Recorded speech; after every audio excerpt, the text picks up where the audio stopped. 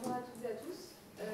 Moi je suis Laura Bélière d'Argeau, je travaille à l'hôpital Nord de Marseille, je suis chirurgien digestif, donc la spécialité colorectale, je fais essentiellement des maladies inflammatoires de l'intestin et un peu de la cancérologie, mais beaucoup de maladies inflammatoires. Donc je vais vous parler des événements indésirables liés à la stomie. Donc, l'objectif, en fait, je vais essayer de ne pas trop vous faire un catalogue. Il y aura un catalogue, forcément, puisqu'on me demande de vous les lister, mais le but, c'est de connaître un petit peu, de cette présentation, de connaître un petit peu les différents événements indésirables. Vous n'aurez pas d'interrogation écrite à l'issue de cette présentation, je vous rassure.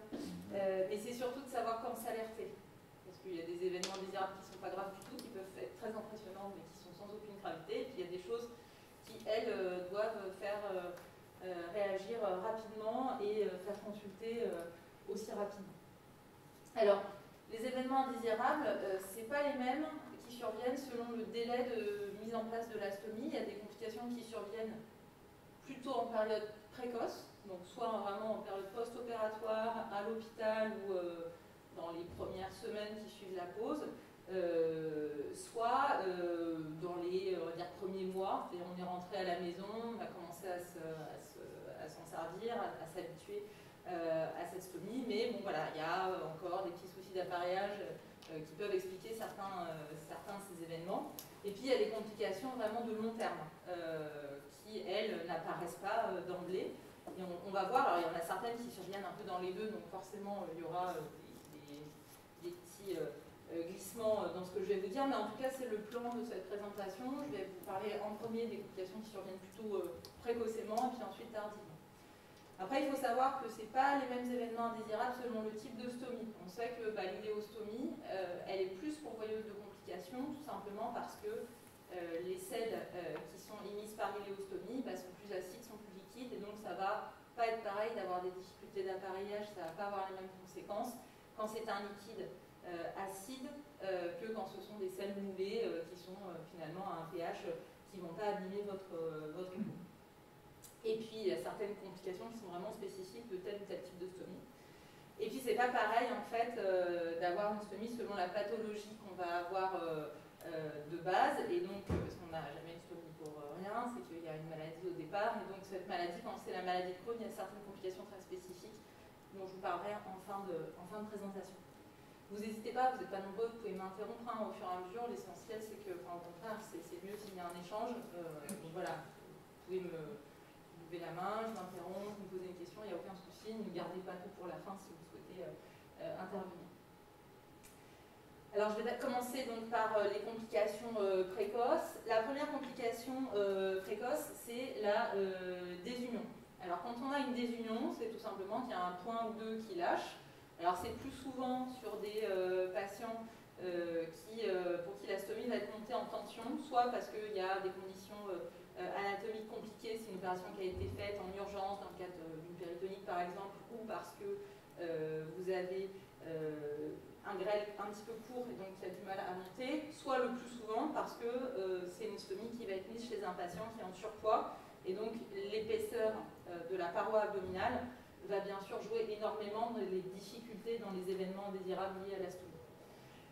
Quand il y a une désunion, en général le patient est toujours hospitalisé ou alors il est sorti depuis pas très longtemps, il faut que le chirurgien revoie la stomie, accompagné idéalement du ou de la stomathérapeute. La plupart du temps, on va faire seulement des soins locaux, on va éventuellement faire un méchage au contact de la stomie, essayer de se débrouiller avec de la pâte, mais on va essayer de ne pas faire de reprise. Parfois, quand c'est vraiment large et qu'on voit que les selles passent sur le côté, on essaye de faire une reprise. Cette reprise, elle peut être faite la plupart du temps au lit, dans la chambre, avec une anesthésie locale.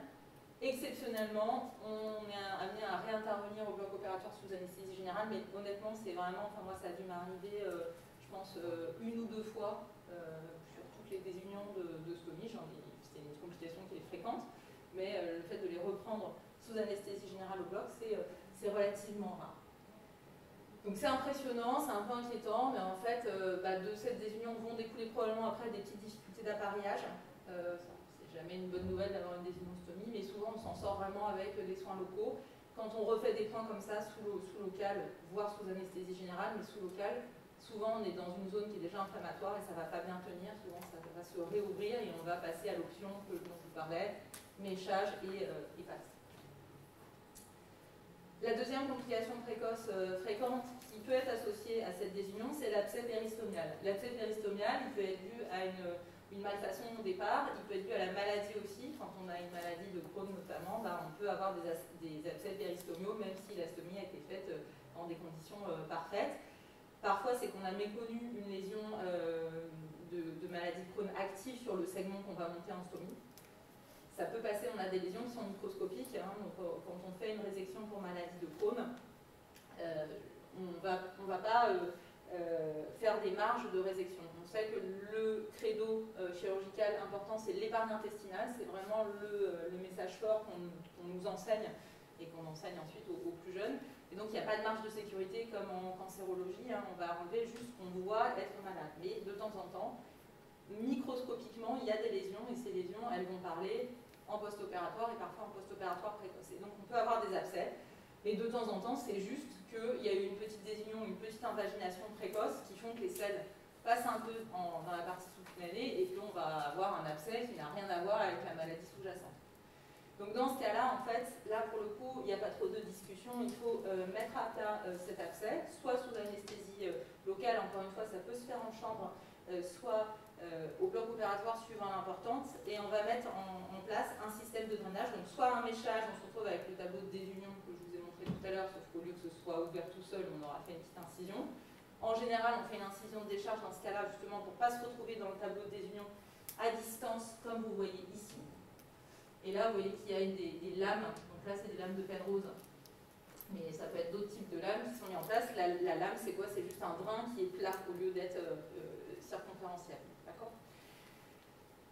On va le laisser en place, on va mettre des antibiotiques à large spectre qui peuvent être mis par voie orale très rapidement, même d'emblée. Et puis, parce qu'une fois que c'est drainé, il n'y a pas de souci, on va juste s'assurer, s'il y a une inflammation autour, de bien entourer au feutre les lésions cutanées pour être sûr qu'il n'y ait pas d'aggravation d'une éventuelle cellulite.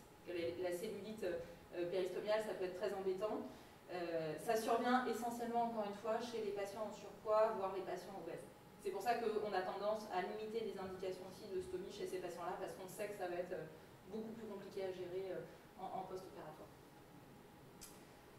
La troisième complication précoce, c'est la nécrose. Alors la nécrose, elle est due le plus souvent pour le coup à une malfaçon chirurgicale, c'est qu'on a coupé un petit peu trop loin par rapport à ce qu'on avait coupé au niveau des mésos, c'est-à-dire aux tissus graisseux qui vont apporter des vaisseaux à l'intestin. Donc ça peut être sur le côlon comme sur l'iléon de manière indifférente. Et donc vous avez ce tableau de stomie qui va être violine, voire noire. Alors violine, on fait déjà un petit peu la tête en général, on va la surveiller de près. Elle peut avoir un aspect un peu violine en post-opératoire immédiat, parce qu'il y a toujours un peu d'œdème, et du coup l'orifice de la stomie serre un petit peu le cou de la stomie, si je peux m'exprimer ainsi, et puis souvent ça passe. Quand ça passe pas et que ça devient de plus en plus sombre, il n'y a pas trop 36 000 solutions, il faut y retourner. L'autre cas de figure qui n'est pas dû à la malfaçon, c'est quand on opère, c'est un cas particulier, mais du coup qui est fréquent dans ce domaine particulier, c'est quand on opère les patients en urgence pour une ischémie mésentérique, donc il y a une nécrose de l'intestin grêle. Cette nécrose, on sait qu'elle peut s'étendre secondairement parce que le patient a par exemple une cardiopathie, un problème cardiaque emboligène, c'est-à-dire des troubles du rythme cardiaque le plus souvent qui vont fabriquer des caillots dans son sang, et donc ces caillots vont avoir boucher certains vaisseaux de l'intestin grêle, mais il peut très bien renvoyer, même si on met sous anticoagulant, même si on fait toutes les mesures médicales, la nécrose peut s'étendre par de nouveaux envols. Donc ça peut entraîner une nécrose, et là il n'y a pas 36 solutions, c'est la reprise chirurgicale. C'est la raison pour laquelle quand on opère les patients, dans quasiment tous les centres, on met d'abord un support, une poche, pas le support, pardon, transparent. Tout simplement pour voir, l'aspect des selles, et deux, l'aspect de la stomie elle-même. C'est très important pour nous, c'est un élément vraiment de l'examen clinique qui est prépondérant, c'est presque plus important que la palpation abdominale quand on vient vous dire bonjour après l'opération. Donc la nécrose conditionne évidemment la reprise chirurgicale sans discussion immédiate en urgence. La troisième complication, heureusement plus fréquente que ce que je viens de vous décrire, c'est la déshydratation. La déshydratation, elle survient quasiment exclusivement sur les iléostomies, pour la raison que je vous expliquais tout à l'heure, qu'on a des selles plus liquides avec des débits qui ne sont pas les mêmes. Donc cette déshydratation, il faut être vigilant parce que c'est quelque chose qui peut arriver vraiment à bas bruit. La sensation de soif permanente, il faut toujours surveiller déjà le débit de sa stomie. Si le débit monte, c'est qu'il se passe quelque chose. Parfois, le débit n'a pas forcément monté, mais il fait plus chaud que d'habitude et on s'hydrate, on ne pense pas à s'hydrater plus. Il faut vraiment, quand on a une iléostomie, à moins que ce soit vraiment une iléostomie qu'on a depuis des années avec des émissions vraiment très épaisses, il faut vraiment boire sans soif quand les conditions météorologiques se modifient. C'est essentiel parce qu'en fait, on peut se retrouver à être réhospitalisé pour une déshydratation. Ça peut être parfois des tableaux dramatiques d'insuffisance rénale aiguë avec parfois des reins qui ne récupèrent pas. Donc c'est quelque chose qu'il faut prendre très au sérieux. Donc, qu'il y ait un petit éper débistomial, ça ne doit pas être un stress horrible sur lequel on focalise en permanence, mais il faut avoir quand même une vigilance par rapport à ça. Et normalement, quand vous voyez votre chirurgien en post-opératoire après une iléostomie, que vous le revoyez régulièrement, eh bien, il va toujours vous poser la question un petit peu du débit. Combien de fois vous changez la poche par jour? Est-ce qu'elle est pleine à chaque fois que vous la changez? Quelle est l'aspect? Est-ce que c'est un peu plus liquide que d'habitude? Pensez aussi au fait, et à la sensation de soif, c'est le plus important. Et parfois, quand on se pince comme ça, on voit que la peau, elle reste un peu plus plissée que d'habitude. Alors parfois, c'est l'âge qui avance, hein, malheureusement. mais ça peut être aussi un signe de déshydratation, donc pensez-y. C'est un bon signe clinique. Voilà, ces deux signes corrélés, sensation de soif et pli cutané, ce sont vraiment deux éléments très importants. Quand une déshydratation survient, on va évidemment vous faire passer une prise de sang. On va regarder s'il y a des troubles ioniques, hein, une baisse ou une montée du potassium et du sodium. On va, en général c'est plutôt une baisse hein, du potassium. On va mettre en place, s'il n'y a pas de troubles, on va juste mettre en place des ralentisseurs du transit. On va regarder aussi la fonction rénale. Si la fonction rénale est altérée, s'il y a un début d'insuffisance rénale, évidemment, on vous hospitalise, on va corriger les troubles ioniques s'il y en a, et on va bien vous hydrater. Souvent, c'est plutôt, je les ai mis, les déshydratations dans les complications précoces, parce que souvent, c'est sur des stomies temporaires, quand on les garde que 2 mois, c'est quelque chose qu'on gère. On a souvent des problèmes de déshydratation comme ça, parce que c'est des stomies qu'on ne garde pas longtemps. Le patient n'est pas forcément hyper investi dans sa stomie, parce qu'il a juste envie de passer derrière, à passer sur l'étape suivante, et du coup, il faut être un peu vigilant, c'est aux cliniciens et à la somathérapeute, ou au somathérapeute, pardon, d'être vigilant par rapport à ça. Mais ça peut survenir aussi de manière tardive, encore une fois, sur des variations climatiques par exemple. Mais si vraiment il y a une stomie qui jusque-là ne posait pas de problème, qui est en place depuis des mois, voire des années, et qui d'un seul coup commence à donner beaucoup, il faut avoir en tête que ça peut être lié à une infection en fait. Donc la modification de la flore intestinale peut engendrer des diarrhées, hein, c'est comme une gastro, donc ça peut être simplement une gastro standard. Ça peut être aussi une infection à Clostridium difficile qui est beaucoup plus compliquée à traiter, beaucoup plus embêtante parce qu'elle peut donner des tableaux de déshydratation beaucoup plus graves. Et donc il faut vraiment avoir cette vigilance-là de dire, oh là là, il y a une modification là, dans le débit de mastomie, dans l'aspect de mastomie, c'est pas normal. Donc il faut avoir la coproculture facile. Donc avis médico-chirurgical, éventuellement prise de sang pour rechercher les troubles ioniques et examen bactériologique sur les selles. On fait un petit prélèvement en consultation, ça prend 5 minutes et c'est réglé. On est rassuré. La 5e complication précoce, c'est les brûlures, je vous en ai parlé. Les brûlures, elles sont liées essentiellement, bon celle-là est particulièrement connue, heureusement elles ne sont pas toutes comme ça. Mais là, vous voyez, on a été obligé de tutériser par un drain, en fait, ça peut arriver ça, hein, qu'on mette un drain, ou en général, alors là c'est des images que j'ai prises sur une présentation qui n'est pas la mienne, c'est pour ça que je vous ai mis la référence. Nous, on ne fait pas ça, en fait, on va mettre plutôt une sonde urinaire, hein, qui est beaucoup plus souple, parce que ça, c'est très rigide. En général, on ne fait pas ce type de drainage.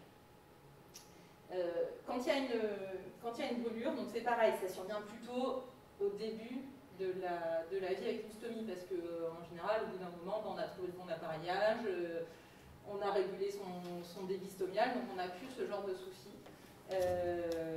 Il faut privilégier évidemment le traitement local, revoir l'appareillage avec le stomathérapeute.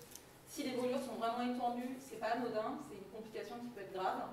Pareil, ça peut entraîner des infections, des troubles ioniques, des déshydratations, parce qu'il y a une hypersécrétion cutanée, et c'est une espèce de spirale spirale infernale où plus ça suinte, en fait, moins ça colle, et donc c'est ingérable. Donc évidemment, les soins de stomathérapie, ça va être essentiellement de la mise en place de poudre pour essayer de stopper et que ça puisse coller, mais ça doit être fait par un stomathérapeute à l'hôpital pendant quelques jours, le temps de juguler le truc, parce que sinon c'est...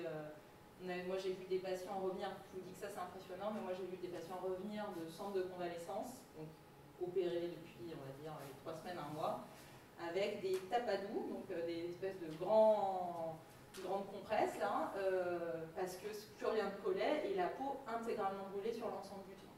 Ça c'est dramatique. Donc il y a des patients qui peuvent mourir de ça, hein. Donc c'est vraiment quelque chose qu'il faut prendre au sérieux. Ne pas hésiter donc à reconsulter en ayant l'idée que peut-être vous allez rester quelques jours hospitalisés, donc venir avec un petit sac avec vous qui comprend une brosse à dents et quelques affaires. Pas confondre la brûlure avec l'allergie, parce que l'allergie ça donne aussi des rougeurs cutanées. Simplement il y a des petites vésicules, je ne sais pas si vous voyez là ici, vous voyez on a des petites perles, là, des petites vésicules, c'est des petits boutons en fait. Ça n'a rien à voir. Ça peut être embêtant aussi parce que ça peut suinter et du coup entraîner des brûlures parce que le socle ne colle plus. Donc les deux peuvent être associés parfois. Encore une fois, changer l'appareillage, éventuellement demander l'avis d'un dermatologue, mais ce n'est pas forcément indispensable, on s'en sort très bien avec de la poudre et des corticoïdes locaux. Ça peut survenir aussi tardivement si vous avez changé de matériel. Vous avez changé de matériel parce que vous avez se dit ça a l'air super, moi c'est bien mais bon, ça pourrait être mieux, je vais tester un nouveau truc et paf, l'allergie. Donc dans ce cas-là, ça se met sur, la plupart du temps, en fait, c'est quand même, c'est pareil, c'est dans les premiers temps où on cherche le bon appareillage, voilà. Donc ça, c'est pas grave du tout. Il faut juste identifier le produit auquel vous êtes allergique, ne plus l'utiliser et voilà, traiter par des corticoïdes locaux pendant quelques temps. Les gens qui sont sujets aux dermatites atopiques ou à l'eczéma ont plus tendance à faire ce genre de complications puisqu'il y a un terrain allergique. Donc ça, c'est assez logique. C'est pas une fatalité, c'est pas parce que vous avez une petite allergie, un petit eczéma cutané ou froid, vous allez forcément être allergique à tous les appareillages de tout. Et il y a toujours, je dis toujours ça aux patients que je vois en préopératoire avant de mettre une stomie, il y a autant d'appareillages que de gens. Je pense que là aujourd'hui vous avez un petit exemple quand même en gros, et donc on s'en sort toujours et on trouve toujours un matériel adapté sur lequel vous n'allez pas faire d'allergie. Et puis la dernière complication, c'est l'occlusion. Alors l'occlusion, je vous ai mis une image d'un scanner parce que l'occlusion sur une photo de stomie, ça ne représente pas grand-chose. Ce qu'il faut bien savoir, c'est que l'occlusion, elle est définie, c'est compliqué quand on a une iléostomie, mais ça peut servir quand on a une colostomie, elle est définie par l'arrêt des gaz et pas l'arrêt des selles. C'est l'arrêt des gaz qui signe l'occlusion. Donc si vous avez plus de selles qui sortent par une colostomie mais qu'il y a des gaz, c'est pas grave, ça veut juste dire que vous êtes un peu constipé. Ça va passer. Sur une iléostomie, parfois les gaz ne sont pas présents puisque il n'y a pas eu le temps, c'est des selles liquides et donc on n'a pas de gaz. Donc là, on va se fier plutôt à l'arrêt de la production de sels dans l'iléostomie. En revanche, attention, il y a un petit piège, c'est que parfois l'iléostomie, elle peut se mettre à donner un liquide clair. Bah, ça, c'est de l'occlusion en fait, parce qu'en fait, les sels ne passent plus et il y a juste un espèce de surplus d'œdème qui s'écoule. Et parfois même ça donne plus, et il y a un risque de déshydratation que quand vous avez des selles. Donc ça, attention, ça c'est un signe d'occlusion. Si jamais, s'il y a juste ça et que ça passe, si un jour vous avez un peu le liquide clair et que ça passe, c'est pas grave. Mais par contre, si vous avez mal au ventre, que vous êtes ballonné et qu'il n'y a que ça, vous ne vous dites pas, non mais c'est bon, ma stomie elle donne. Non, c'est qu'il y a une occlusion digestive. Si c'est une occlusion qui survient immédiatement après la chirurgie, le transit ne reprend pas dans la stomie, il y a toujours une petite occlusion réflexe physiologique après une opération. Quand on touche l'intestin se bloque. Donc ça c'est normal de ne pas avoir de sel dans la stomie pendant 48-72 heures après une opération, c'est complètement normal, complètement physiologique.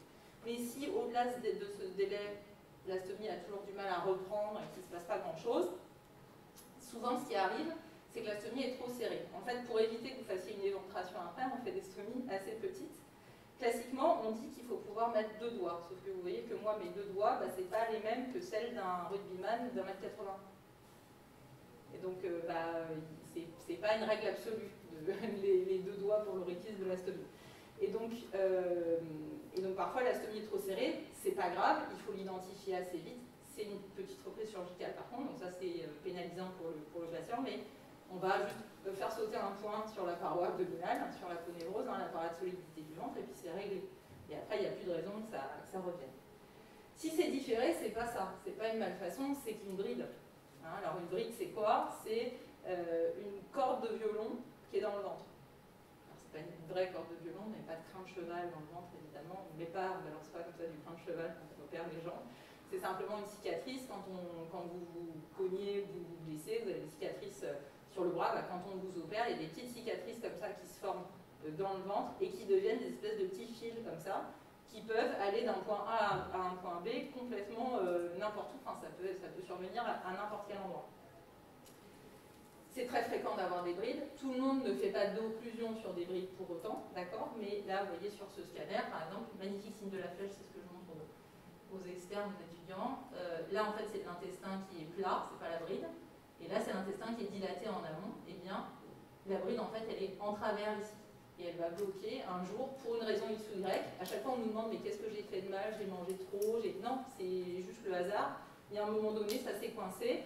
Et là, c'est comme quand vous vous coincez, quand vous voulez retirer un anneau, par exemple, et que ça passe pas très bien. Plus vous allez essayer de sortir l'anneau, plus votre doigt va gonfler parce que ça crée de l'œdème, et c'est de pire en pire. C'est exactement ce qui se passe sur le mécanisme de la bride. Les selles, en plus, le bol alimentaire s'accumule en amont.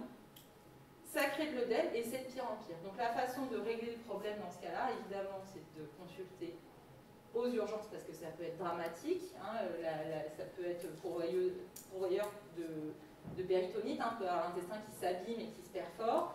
Ça peut aussi entraîner des vomissements qui peuvent être gravissimes parce que parfois on fait des inhalations, c'est-à-dire qu'on va vomir tellement fort qu'en fait on en passe une partie dans ses poumons. Donc ça peut être des tableaux gravissimes.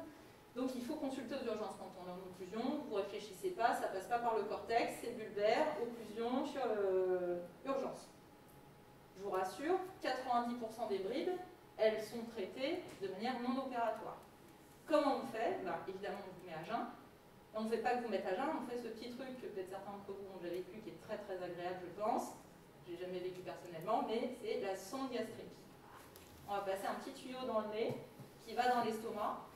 À quoi ça sert de faire ça? Ça sert à lever ce cercle vicieux dont je vous parlais, c'est-à-dire que ce bol alimentaire qui s'accumule et qui vient frotter de plus en plus sur la bride avec l'œdème qui s'intensifie, cet élément-là, vous le retirez.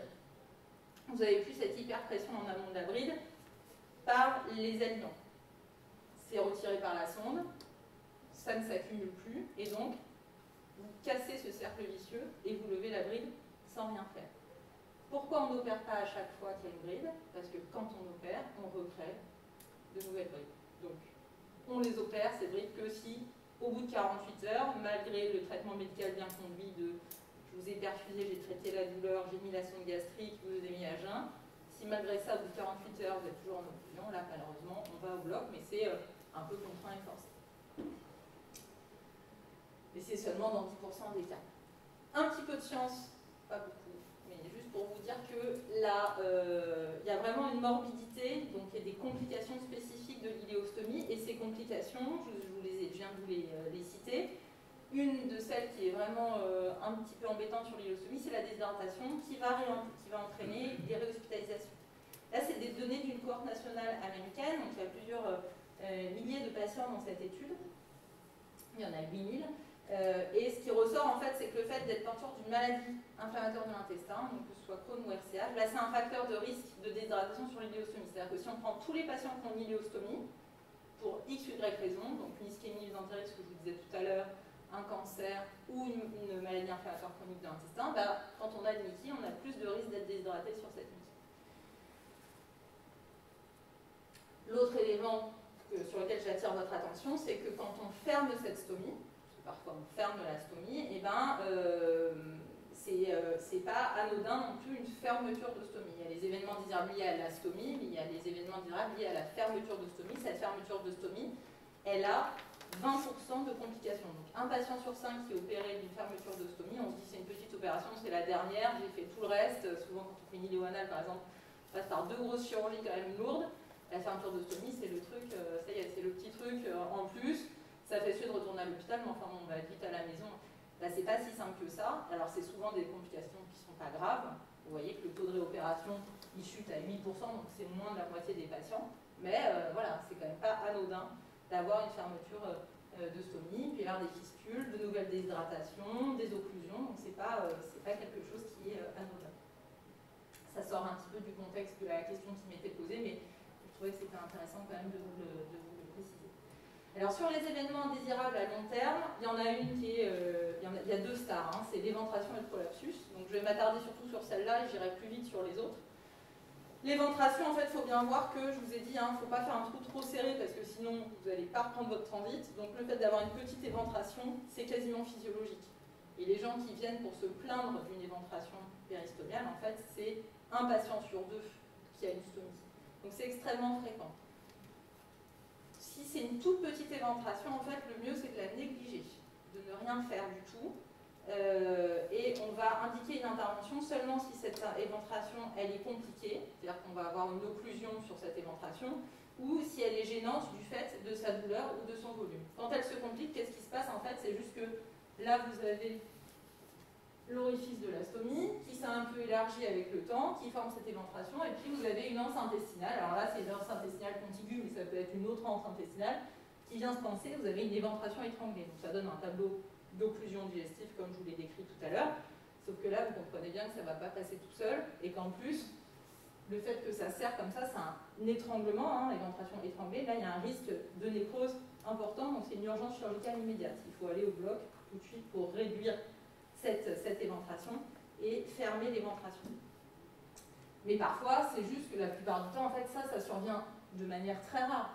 Par contre, l'éventration qui vous gêne, qui est moche, qui est inesthétique, qui vous fait un petit peu mal, qui est volumineuse, ça c'est un motif de consultation fréquent. Alors qu'est-ce qu'il faut faire dans ce cas-là? Eh bien il y a plusieurs options.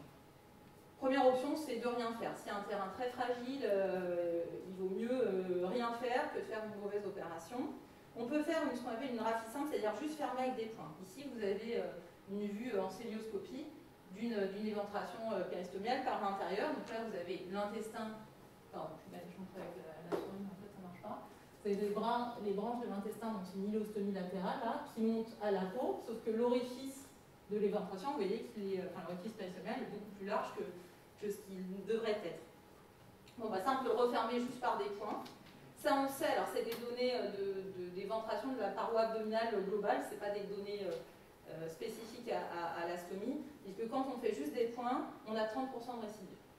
Alors il n'y a pas beaucoup de risques à mettre juste des points, il ne va pas se passer grand-chose, le risque infectieux il est nul ou quasi nul, donc c'est une intervention qui est relativement simple et peu pourvoyeuse de complications, mais il faut savoir que c'est associé à un risque de récidive qui est important. Deuxième possibilité, on va vous mettre une prothèse, ce qu'on appelle une plaque, comme un petit filet, comme un petit voile de mariée, qui va permettre de renforcer cette fermeture. Là, on baisse de moitié le taux de récidive. En revanche, c'est un corps étranger qui est au contact du tube digestif. Donc il y a un risque infectieux qui n'est pas négligeable. Il y a différentes techniques. Alors je vous ai mis celle dite de Sugar-Baker, qui est un chirurgien américain. En fait, il plaque, il ouvre surtout pas le tube. L'idée, c'est de vraiment essayer de ne pas refaire la stomie, parce que sinon, là, on va se mettre la plaque au contact des selles. Et donc, on va juste pas fermer partout, on va laisser une ouverture comme ça et on va plaquer avec la prothèse la stomie à la paroi sans l'ouvrir. Une autre solution, c'est aussi d'inciser la prothèse et de la passer tout autour et de refermer derrière. Ce sont deux solutions. Dernière solution, c'est je traite mon éventration, j'enlève la stomie de ce côté-là et je la transpose de l'autre côté. Ça, c'est quand vraiment on s'en sort pas. Le cas particulier, c'est dans la maladie de Crohn. Il y a 20% d'éventration dans la maladie de Crohn. Il n'y a pas de recommandation spécifique. Et on sait que la maladie de Crohn, elle est liée à plus de risques d'infection, de par sa nature. Hein. Quand on a un phénotype perforant, c'est-à-dire qu'on fait des fistules ou des abcès, bah, quand on a une plaque en place, ça peut peut-être être inquiétant. Il y a des patients qui sont plus souvent dénutris, sous traitement qui vont baisser l'immunité. Et donc, pour ces patients-là, en fait, nous, on avait mené de manière nationale avec le GT de chirurgie, donc qui est l'aspect savant des Mickey, le groupe de chirurgie de l'aspect savant des Mickey. On avait fait une étude où on avait apparié des patients qui avaient une maladie de Crohn versus des patients qui n'avaient pas de maladie de Crohn, et c'était toute éventration confondue. Donc c'était pas que des éventrations péristomiales, il y en avait, mais il n'y avait pas que ça. Et on voulait voir quelle était la morbidité. Il y avait une surmorbidité chez ces patients parce que c'était pas documenté. Donc ça a été des centres experts en Mickey de toute la France. On avait 114 malades inclus, il y avait des récidives chirurgicales de Crohn, on devait réopérer ces malades quand même dans 13% des cas, donc c'est pas négligeable parce qu'on sait que quand on réopère des gens avec une prothèse en place, ben, c'est plus compliqué. Et qu'est-ce qui ressortait? Ben, malheureusement que la maladie de Crohn était un facteur de risque indépendant de complications infectieuses. D'accord? Vous avez ici, en fait on multipliait quasiment par 4, ce qu'on appelle l'odds ratio, c'est le risque multiplicatif par rapport à la population de base. Quand on avait une maladie de Crohn, on multipliait par 3,8, donc quasiment par 4, le risque de complications septiques, et c'était donc statistiquement significatif. Les autres facteurs indépendants, c'était le fait d'avoir une éventration médiane, donc c'est pas le sujet du jour, et le fait de mettre en place une prothèse biologique qui est en fait une fausse bonne idée parce qu'on ne règle pas le problème infectieux juste avec une prothèse biologique, c'est pas l'alpha et l'oméga des éventrations à risque. L'autre question, c'est de se dire, ok, donc ça ne marche pas très bien, il y a des éventrations, est-ce qu'on ne peut pas mettre une prothèse en préventif? C'est-à-dire au moment où je fais ma stomie, je mets une prothèse autour. Alors là, vous avez compris que ça ne s'adresse pas aux maladies de Crohn, mais on peut en discuter dans les RCH ou en oncologie. Il y a un essai randomisé national qui a été fait, qui a été publié cette année, sur les colostomies terminales définitives. Les patients, en général, la plupart, c'était des patients qui avaient une amputation pour un cancer du rectum et qui n'avaient pas de risque spécifique. Et à partir de cet essai randomisé et d'autres essais qui avaient été menés, on a fait ce qu'on appelle une méta-analyse. Les auteurs, c'est une deuxième publication, ont poolé, ont agrégé les données des données disponibles dans la littérature. Et bien que ce soit dans l'essai randomisé sur 200 patients ou sur la méta-analyse, il n'y avait pas de différence sur le taux d'éventration à 2 ans. C'est-à-dire que ce n'est pas parce que vous mettez une prothèse en préventif que vous vous prémunisez du risque d'éventration. Donc il n'y a pas vraiment de solution. Et ce qu'il faut juste, en fait, c'est tolérer cette éventration quand elle n'est pas gênante, faire connaître aux patients les signes qui doivent faire conduire à une consultation d'urgence et n'opérer que ceux qui soit se compliquent, soit sont vraiment gênés. On sait que les patients qui se compliquent, c'est plutôt ceux d'ailleurs qui ont une éventration gênante qui de temps en temps se coincent. Ceux-là, il faut les opérer. Il ne faut pas dire non, mais c'est rien, c'est physiologique, etc. Évidemment que si vous avez des épisodes comme ça avec une boule qui se coince et qui rentre toute seule, c'est qu'à un moment donné, ça va finir par s'étrangler. Il ne faut pas perdre de temps. On n'opère pas en urgence, on opère de manière programmée, mais il faut opérer ces malades. Un mot sur le prolapsus. Le prolapsus, il survient dans 10 à 15% des cas.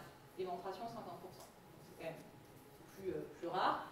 Ça survient en général sur la stomie, les stomies latérales, que ce soit des iléostomies ou sur des colostomies. Et alors la star du prolapsus, c'est la colostomie transverse.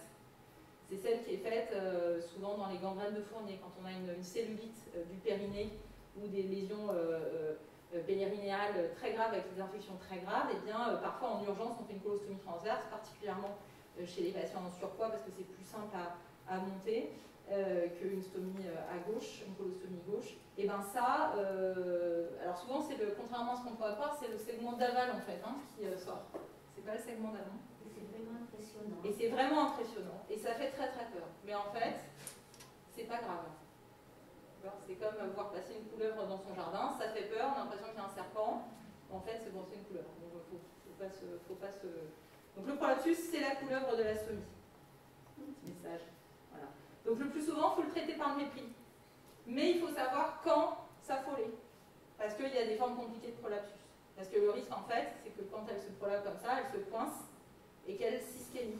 Et qu'il y ait des lésions, des excoriations, c'est-à-dire en fait comme des petites lésions de grattage en fait, sur la muqueuse. C'est pas pareil d'avoir la peau à l'extérieur que de la muqueuse. La muqueuse, elle n'est pas faite par définition pour être à l'extérieur. Donc ça, c'est un prolapsus non compliqué. C'est un petit peu rouge, mais c'est pas très œdémacié, et voilà. Et là, c'est pas du tout la même, d'accord? Là, c'est des excoriations dont je vous parlais, et puis là, il y a un aspect un peu violine. Ça doit faire motiver une consultation aux urgences. Ce patient-là, en fait, il ne faut pas forcément l'opérer, mais on le surveille un petit peu, on voit si ça se recolore bien, on le laisse en observation pendant quelques heures à l'hôpital. On garde éventuellement hospitalisé quelques jours pour être sûr qu'il n'y a pas de souci. Donc, plusieurs étapes. Si c'est pas compliqué, si c'est pas gênant, ben, c'est pas grave, donc on fait rien du tout. D'accord? S'il y a de l'œdème, elle sort plus que d'habitude, elle est gonflée, il ne rentre pas tout seul sur le prolapsus. Dans ce cas-là, on met un petit sachet de sucre, alors pas le sachet, on met le sucre, donc ça ne marche pas, qui va réabsorber l'œdème en fait. Vous attendez 15-20 minutes et ensuite vous la rentrez tout seul.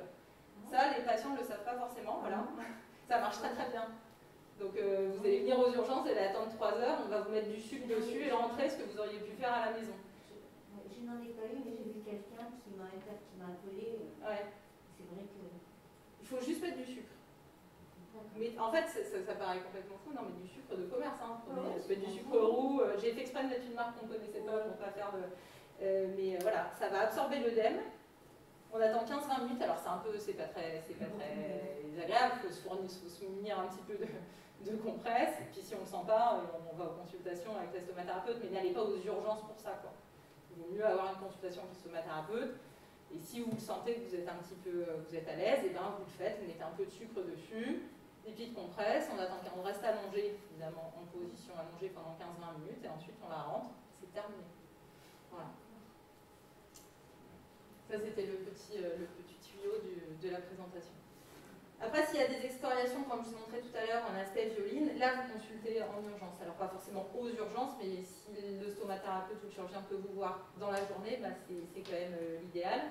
Et c'est lui qui va décider s'il faut ou pas une reprise chirurgicale. La plupart du temps, on ne les reprend pas. C'est exceptionnel, hein, les chirurgies en urgence pour prolapsus.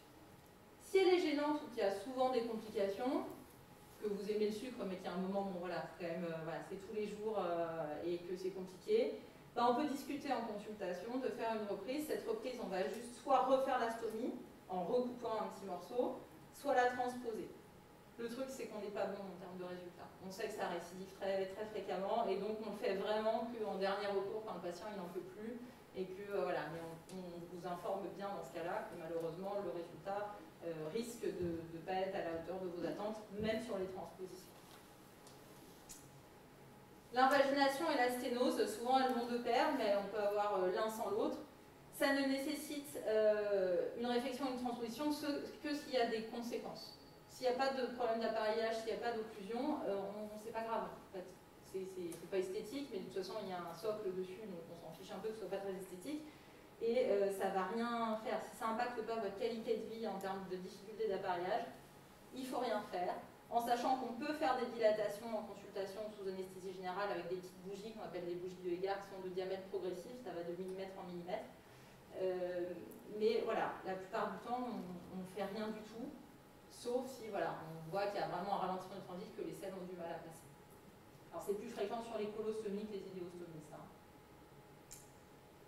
Les fistules, c'est l'apanage de la maladie de Crohn. Donc souvent, ça commence par un abcès en aigu, et puis ensuite, il y a des fistules qui s'installent de manière chronique. Alors dans ce cas-là, il y a deux solutions. Soit on va mettre en place un traitement médical de la maladie de Crohn d'emblée, soit on va faire une reprise chirurgicale première pour recouper, se remettre en zone saine, drainer, et puis ensuite mettre un traitement préventif de la récidive, exactement comme lorsqu'on fait une chirurgie pour une lésion qui est dans le ventre. Dans tous les cas, ça, ce type de complication, c'est un avis expert. Si vous habitez loin du centre expert qui vous suit pour votre NICI, il ne faut pas aller à l'hôpital du coin, c'est vraiment... Et puis de toute façon, ils ne vous prendront pas en charge, et enfin, il vaut mieux pas qu'ils vous prennent en charge, c'est quelque chose qui est vraiment très très spécifique. Je voyais hier en consultation une dame, alors c'était pas pour ça, mais qui me disait, ouais, non mais dans ce centre, de toute façon, moi j'y retournerai plus, ils sont pas compétents. C'est pas qu'ils sont pas compétents, ils sont très bons, mais c'est pas leur, ça, c'est pas leur domaine. Donc chacun fait son domaine. Donc voilà, ça c'est vraiment le seul truc, je ne prêche pas du tout pour ma paroisse, mais cette complication-là, il faut vraiment que ce soit pris en charge en centre expert. Juste un mot pour vous dire que quand on a une stomie définitive, ou en tout cas pour une durée prolongée, dans le cadre de la maladie de Crohn, c'est souvent parce qu'on a des lésions anopérinéales qui sont invalidantes, qu'on n'arrive pas à juguler sans stomie. Eh bien, on va... vous proposez de faire une stomie. Cette stomie vaut mieux, même si ça paraît pas logique, même si le côlon n'est pas malade, le faire sur de l'intestin grêle, sur de l'iléon, que du côlon. Alors vous allez me dire, bah non mais vous avez dit que l'iléon, il y a beaucoup plus de complications sur les iléostomies que les colostomies, c'est pas logique. Il y a certains patients qui ont vraiment zéro lésion sur le côlon, chez qui on peut proposer de faire une colostomie, mais si par exemple il y a une inflammation juste du rectum, du bas rectum, et ben on sait que ces patients-là, ils vont faire plus de récidives de Crohn sur leur colostomie, ils vont faire des fistules sur la colostomie. Alors c'est des données, on n'a pas beaucoup on a un faible niveau de preuve dans la littérature, mais on sait qu'on n'est pas bon. On sait qu'on fait beaucoup, que les patients font beaucoup de récidives, et donc il vaut mieux faire une iléostomie. Après, discuter si on laisse le côlon et le rectum d'aval en place quand c'est une stomie définitive, c'est un autre débat. Qui est un avis d'expert qu'on discute en réunion multidisciplinaire. Mais voilà, c'est souvent mieux de mettre une iléostomie qu'une colostomie dans ce cas de figure, qui sera terminale pour pas du tout qu'il y ait de sel qui passe en aval, évidemment. Voilà, donc en conclusion, et je suis à l'heure, incroyable, vivre avec une stomie, c'est jamais anodin évidemment, et donc il y a une importance à sa confection initiale, à essayer de, parce qu'il y a beaucoup d'événements dirables qui sont liés malheureusement à des malfaçons qui soit sont liées à des situations d'urgence, voilà, où c'était compliqué techniquement, soit à un morphotype, soit tout simplement que le chirurgien, des fois, il a mal évalué le truc. Une stomie par exemple qui est difficile à appareiller souvent, c'est l'iléocolostomie. On fait une résection, la résection la plus fréquente dans la maladie de Crohn, c'est l'iléon terminal. On enlève l'iléon terminal avec juste le tout début du côlon, donc on a l'iléon et le sécom, et on monte le côlon et l'intestin grêle à la peau comme ça. Bah, le côlon, souvent, il tire un peu, et il engendre des difficultés d'appareillage et des brûlures et tout ce que je viens de vous décrire. Ça, malheureusement, le chirurgien, il fera son possible, ce ne sera jamais parfait. C'est pas comme une belle iléostomie terminale ou une iléostomie latérale toute mignonne. Toute mignonne, c'est mon point de vue de chirurgien, bien sûr, parce qu'on est un peu bizarre, les chirurgiens. Voilà. Mais j'ai dit ça à une patiente hier, je dis, ah, mais elle est toute belle, votre stomie, elle me fait, ah, vous trouvez? Mais oui, ça ne nous fait pas. On trouve des trucs beaux aussi que les autres gens trouvent beaux, hein, je vous rassure. Ça s'arrête à la stomie. Bon, en tout cas, c'est très important de bien réfléchir à la façon dont on fait, mais ça c'est plus pour nous chirurgiens que pour vous que je fais cette remarque, et surtout la bonne indication. Parce que comme c'est jamais anodin, il ne faut pas la faire s'il y a d'autres solutions, ou alors même s'il y a d'autres solutions, il faut bien discuter des avantages et inconvénients, des bénéfices et des risques.